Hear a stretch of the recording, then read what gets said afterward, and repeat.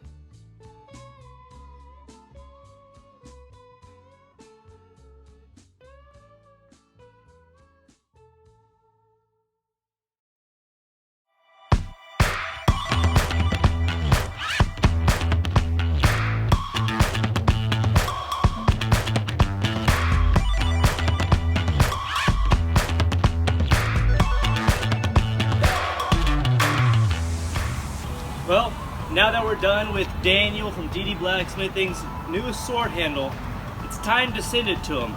You know, hopefully I can throw it all the way to Scotland.